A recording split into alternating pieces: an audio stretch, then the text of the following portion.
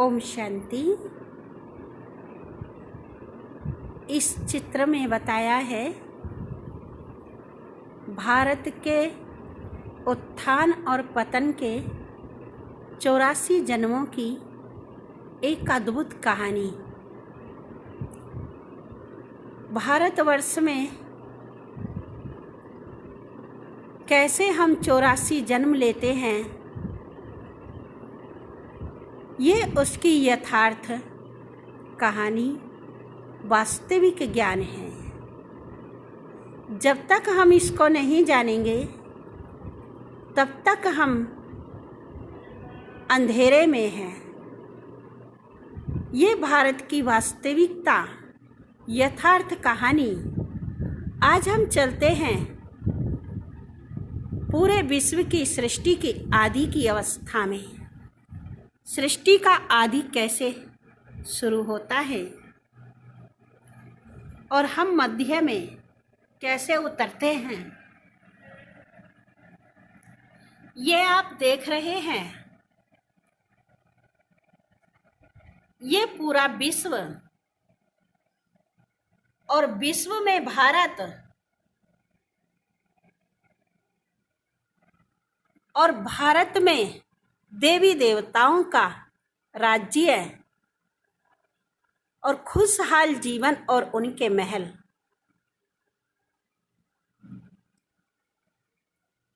जिसे सृष्टि की आदि की अवस्था को स्वर्ग कहा जाता है, वैकुंठ कहा जाता है, जहाँ देवी देवताएं राज्य करते हैं और खुशहाल जीवन व्यतीत करते हैं। यहाँ ये आत्माएं संपूर्ण सतो प्रधान हैं। ये अभी ऊपर परमधाम से आई हुई आत्माएं हैं। इनके अंदर कोई विकार नहीं है, कोई अवगुण नहीं है, बल्कि दैवीय गुण है। इनके लिए कहा गया है, आप सर्वगुण संपन्न, 16 कला संपूर्ण, संपूर्ण निर्विकारी, मर्यादा पुरुषोत्तम, डबल अहिंसक, परमो देवी देवता धर्म।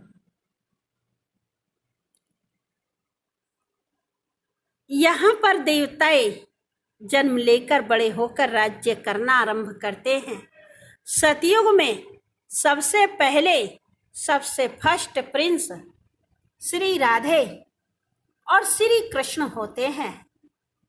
ये दोनों बड़े होकर श्री लक्ष्मी और श्री नारायण कहलाते हैं।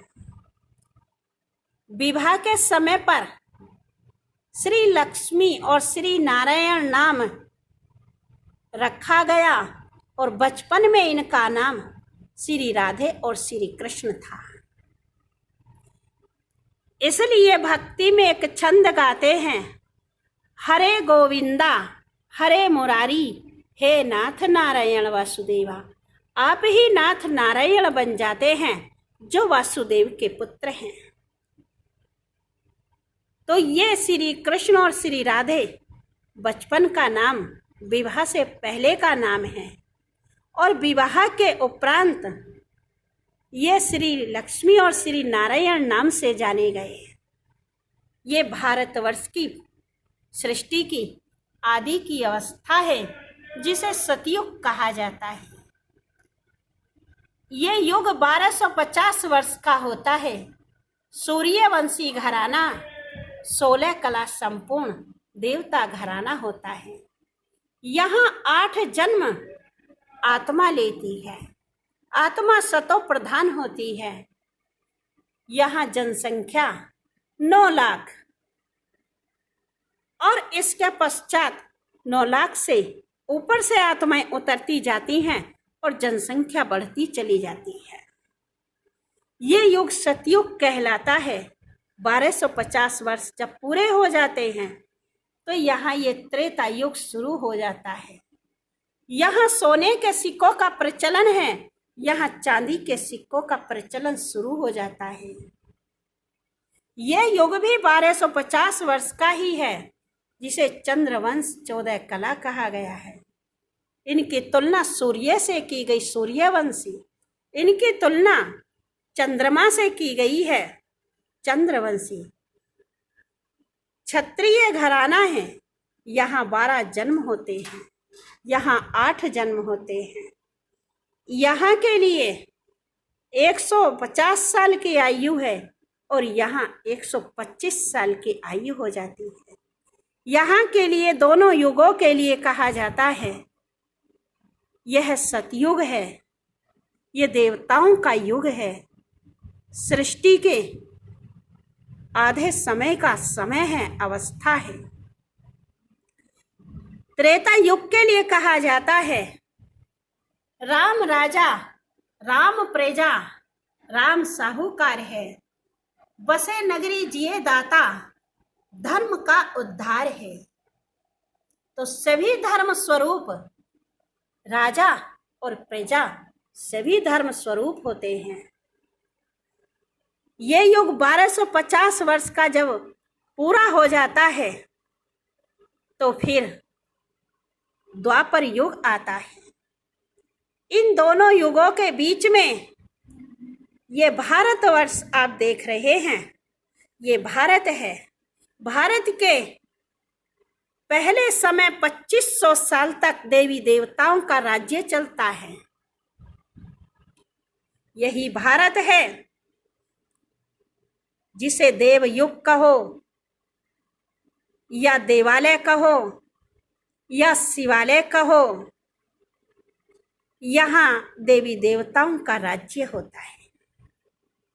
अब ये आधा समय तक 2500 वर्ष तक जब राज्य देवताओं का हो जाता है, उसके पश्चात भारत का बाद का समय 2500 वर्ष का अब यहाँ से आरंभ होता है, जो बाद का समय है। यहाँ सबसे पहले सर्वप्रथम विक्रमादित्य नाम के राजा हुए, जिन्होंने परमात्मा शिव का साक्षात्कार किया और उन्होंने सोमनाथ के मंदिर बनाकर हीरे की शिवलिंग बनाकर पूजा आरंभ की। यहाँ से भक्ति आरंभ हुई और इन्होंने सनातन धर्म का नाम बदलकर कि अपने यहाँ देवताएं जो राज्य करके गए हैं, आज के अवगुणों के कारण कोई बदनाम ना हो, इसलिए उन्होंने यहाँ सनातन धर्म का नाम बदलकर देवी देवता नाम छोड़कर अपने आप को भारतवासी कहना आरंभ किया और सभी अपने आप को भारतवासी कहलाने लगे और बाद में हिंदू नाम से जाने लगे, क्योंकि उनके चाल चलन, आचरण, विचार सब बदलने लगा। इसीलिए हम हिंदू कैलेंडर्सों पर देखते हैं कि विक्रम संवत, क्योंकि इन्होंने ये द्वापर की शुरुआत में चेंज कर दिया, क्योंकि वो देवी देवताओं जैसे खान पान, चाल चलन, दृष्टि वृत्ति नहीं रही, तो हम अपने को देवता कहलाने के लायक भी नहीं हैं। इसलिए भारत में रहने वाले सिर्फ हम भारतवासी हैं। यहाँ पर भक्ति पूजा आरंभ होती है, उसके पश्चात यहाँ श्री कृष्ण की भक्ति शुरू हो जाती है। उसके पश्चात यहाँ श्री लक्ष्मी श्री नारायण की पूजा भक्ति शुरू हो जाती है। यहाँ पर ही वेद, शास्त्र, गीता, उपनिषद, ग्रंथ, सारे बड़े बड़े ग्रंथ लिखे गए। यहाँ से ही सत्संग आदि शुरू हो गए। यह युग द्वापर युग कहलाया। यह युग भी 1250 वर्ष का ही युग है। यहाँ 8 कलाएं रह गई, वैश्य वर्ण कहलाया। यहाँ 21 जन्म हुए। आत्मा यहाँ रजो प्रधान हो गई, यहाँ सतो प्रधान है और त्रेता युग में आत्मा सतो है, सतो गुण है, 7 गुण। और यहाँ द्वापर के शुरू में रजो प्रधान है।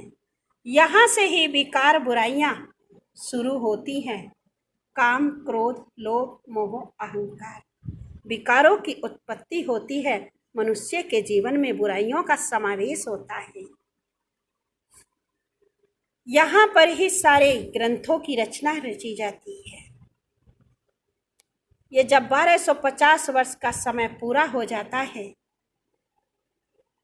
तब फिर यहाँ कलयुग आरंभ होता है। कलयुग में यहाँ बहुत लेखनियों के अंदर काल्पनिक मूर्तियां बना करके उनकी पूजा करने लगते हैं। यहाँ पर किसी ने कहा यज्ञ करो शांति मिलेगी। कलयुग में किसी ने कहा पेड़ पूजन करो शांति मिलेगी। कोई शांति के लिए जंगल में चले गए, परंतु फिर भी यहाँ पाप के कर्म होते रहे। ये कलयुग कलह कलेश का युग कहलाया। इस कलयुग में ये युग भी 1250 वर्ष का ही है। कलाहीन शूद्रवर्ण कहलाया। 42 जन्म हुए, क्योंकि यहाँ अकाले मृत्यु होने लगी। जनसंख्या 500 करोड़ से भी ऊपर पहुंच गई। सब आत्माएं परमधाम से धरती पर आ गई। यहाँ शांति बनाए रखने के लिए साधु समाज, शांति सम्मेलन आदि किए जाने लगे।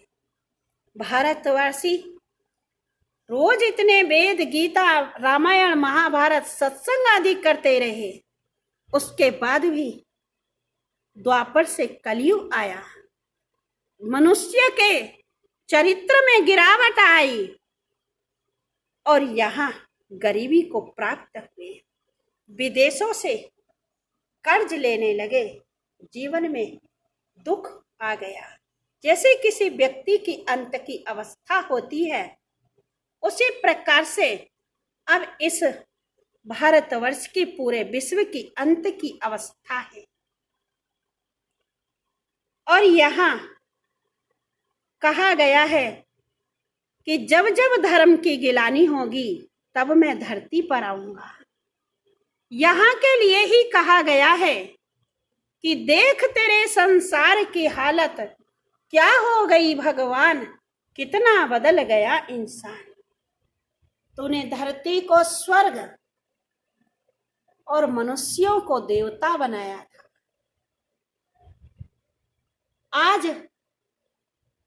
आज धरती नरक और मनुष्य असुर के समान बन गया है। अब यहाँ परमपिता परमात्मा का अवतरण होता है। जब जब धर्म की गिलानी होती है, माना जो दैवीय गुण थे, दैवीय शक्तियां थी, तो इनका त्याग कर, छोड़ करके अवगुण धारण करते हैं।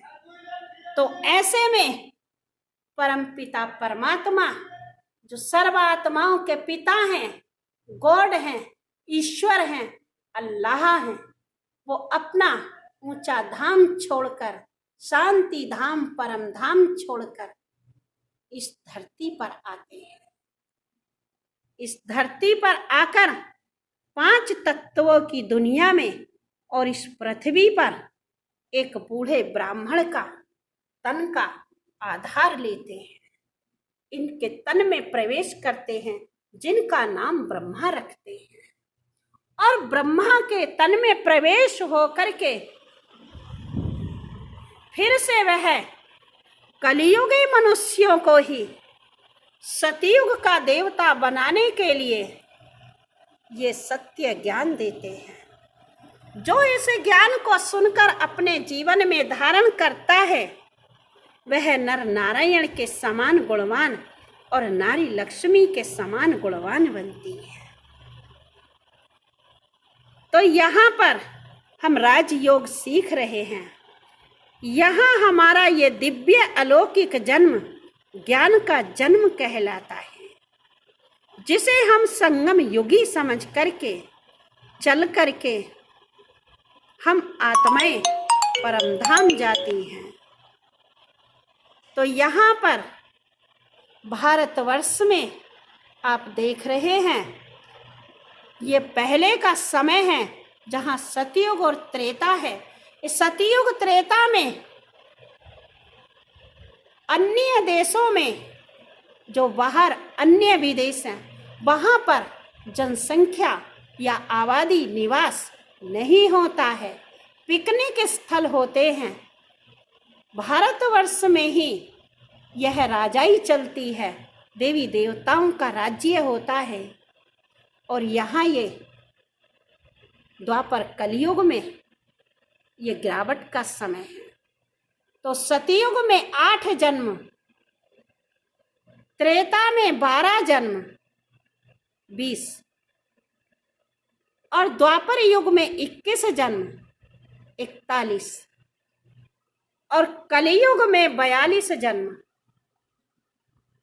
तो 42 और 41 83 जन्म, और एक जन्म हमारा होता है ये ज्ञान का जन्म, दिव्य अलौकिक जन्म, जिसमें हमें परमात्मा शिव से शिक्षा मिलती है, एजुकेशन मिलती है, ज्ञान मिलता है। और हम इस ज्ञान को सुन करके अपने जीवन में विकारों को छोड़ते हैं, निर्विकारी देवताओं का अपने जीवन का चरित्र बनाते हैं। जब आत्मा ऐसी चरित्रवान बन जाती है, निर्विकारी बन जाती है, तब हम देखते हैं कि इस संसार का, कलयुग का ये विनाश हो रहा है। ये विनाश मनुष्य आपे ही कर लेते हैं। आत्मा काली और तमो प्रधान हो गई। विकार इतने अति हो जाते हैं कि क्रोध में आकर के मार काट कर रहे हैं, लड़ाई झगड़ा कर रहे हैं। यहाँ बाढ़ भूकंप आ रहे हैं और ये बमों से विनाश हो रहा है। यह है कलयुग का विनाश, जिसे कहा जाता है भारत के अंदर महाभारत हो रही है। कहाँ बाढ़ आ रही है, कहाँ भूकंप, अर्थात सभी आत्माओं का शरीर से अलग होने का समय है। अब हम सभी आत्माएं शरीर से अलग होकर ऊपर परमधाम जाएंगी। परमधाम जहां आत्माओं का रहने का स्थान है, और फिर वहां से वापस वो आत्माएं जो ज्ञान सुन करके गई हैं, निर्विकारी बन करके गई हैं, वो आकर सतयुग में जन्म ले लेंगी। बाकी आत्माएं जो विकारों से यहाँ मुक्त नहीं हो पाती हैं, विकारों को नहीं छोड़ पाती हैं, वो सभी आत्माएं ऊपर ही परमधाम में बैठ जाएंगी।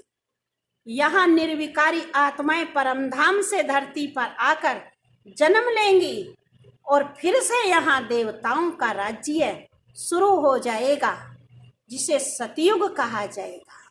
तो ये है सृष्टि का आदि, ये मध्य और ये अंत हो रहा है।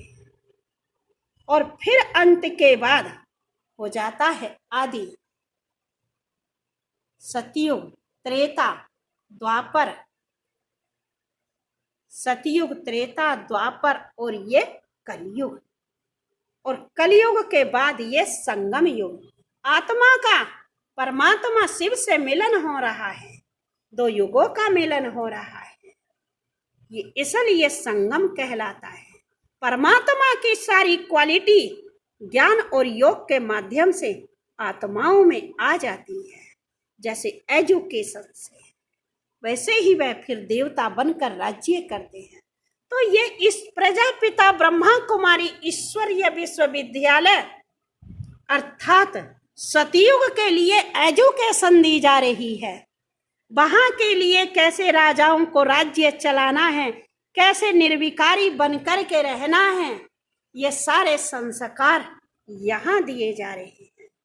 तो इसलिए ये पहले का स्वरूप सनातन धर्म की स्थापना अर्थात दैवीय गुणों की पालना है।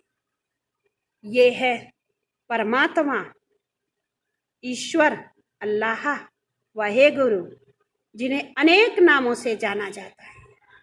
ये आकर के हमें शिक्षा दे रहे हैं। अच्छा, ओम शांति।